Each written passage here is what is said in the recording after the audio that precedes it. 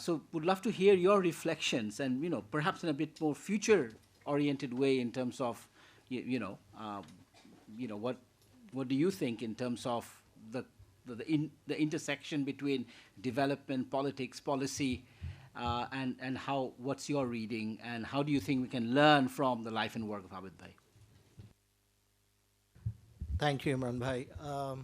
So I'm Ashik from Policy Research Institute, and I originate from Bhola, which has been a very important feature in Abid Bhai's life. So I I made it a point yesterday to use his book for my daughter to read the third chapter, the third on Bhola, because she never knew about the cyclone. As I was doing my steps, and I asked her, "Can you read it?" Because I wanted her to also reflect. And she was shot by the cyclone of Bhola. Um, so coming to this, I, Brack has been a home for me. Just giving a bit of context, it's my place where I did my first internship, late 90s, went to Sri Mongol, lived in a Bragg barrack, and then I worked for BIGD, first employment. It was actually IGS then. Um, so it's a very, I've really seen Abid Bhai from a far space. I've never really worked with him, right? So, but you know, he has been an inspiration during my formative years when I was in UK. And I've always asked what shapes inspirational personalities, right? How are they different from us? Like, what allowed, say, Mohandas Karamchand Gandhi to become Mahatma? Or what allowed Dr. Ernesto to become Shea? And similarly, what allowed Abid Bhai to become Sir Fazl Hassan Abid? And I think at some level that these personalities encountered deep deprivation or experienced deep injustice, which kind of shaped who they are, kind of shook their core conscience. That disturbance kind of um, changed the paradigm of their reality. And it's not like that does not happen to us. We see injustice, we see deep deprivation, but we also know how to box them and go on about our life to ensure and pursue social, professional, and economic security. But that's the difference between people like, Shea, if you read his motorcycle diaries, how he was touched by the Latin American deprivation, by Gandhi and his understanding of Indian treatment in South Africa, and Abid Bhai in Bhola, right? And to give a context to why it shook him in Bhola, uh, I don't know how many of you have been to Bhola. Bhola is a southernmost district in Bangladesh. Not southernmost, but it's on the delta. It's the largest island district, and the southern tip, Chorfeshon and Monpura, kisses the Bay of Bengal. And on the 12th of November 1970, if Bangladesh's per capita was $100, Bhola would be $25. Most people would be living in fishing villages, agriculture, living close to water. As if you can imagine people living close to water as much as possible, Bhola would be that pace. And perhaps less than 0.1% people would live in concrete houses. So they will be living in very vulnerable homestead. So no wonder that when the storm happened, estimates say that nearly 300,000 to 500,000 people died.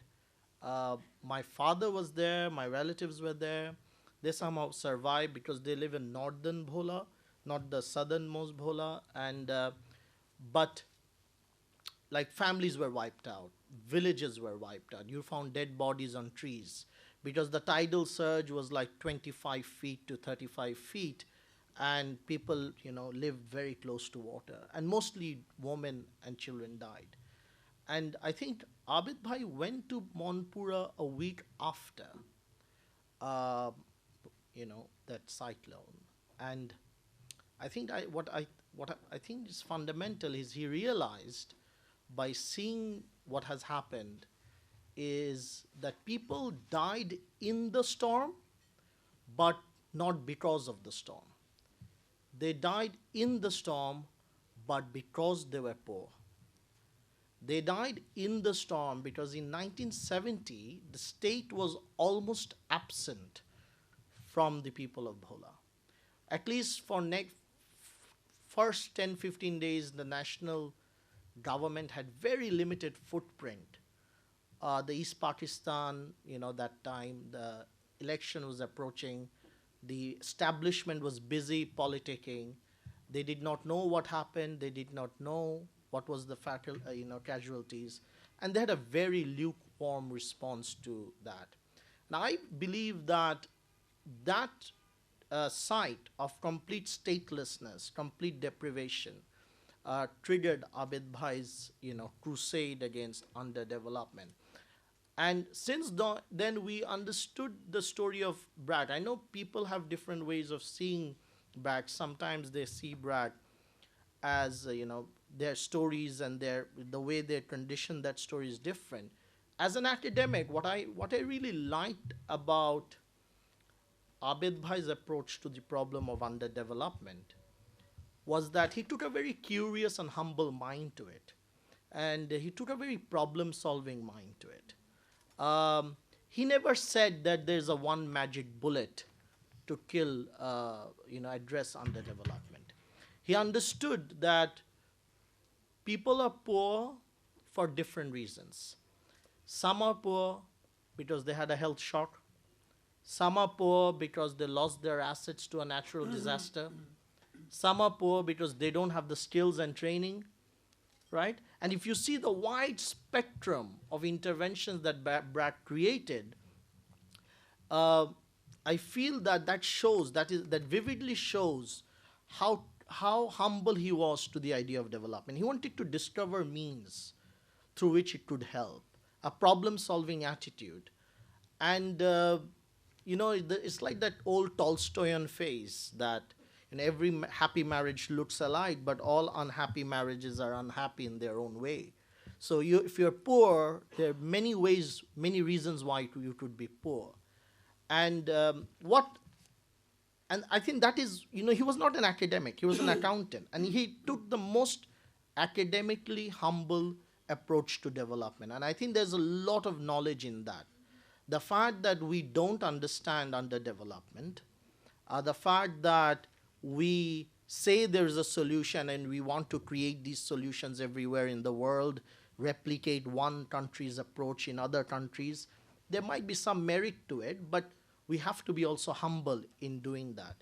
And I think the fact that he also subjected his interventions to rigorous academic scrutiny, to which I think you worked in RAD before, also shows that he understood that underdevelopment needs understanding, that we just don't know it, we have to take a humble approach to it. As I stand in both the political space and the academic space now, I believe that Abed Bhai's model of what Bragg did in a stateless 70s and what Bragg did also needs to change now with the new leadership in Bragg. I do believe that state now is not as stateless as it was in 1970. And I do believe that Bragg needs to address deprivation, inequality, social justice by finding more synergy with the state. It cannot be, I like this way we said that Abed Bhai was left, but then the entire NGO discussion was captured by neoliberalists. They said, oh, we don't need the state. We just outsource all the development solution to the NGOs. Which is funny because NGOs were, created by these left-leaning people, but then somehow the neoliberal political establishment in the world captured it to undermine the state. I think we need to come out of that. I think we need to stop saying between the spaces, and I know there are some hostilities and tension between the state and the NGO space, but I do believe that there is a real reason and need for them to work together. And approach, you know, for, if you ask me, I believe that Bangladesh should have a social welfare state.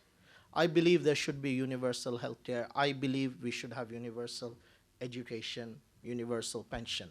What can Bragg do in that bigger question going forward? So for me, going forward, I think we have to figure out how Bragg can serve in this 21st century where we no longer want to argue that the state is no longer relevant. Thank you. Great, thank you.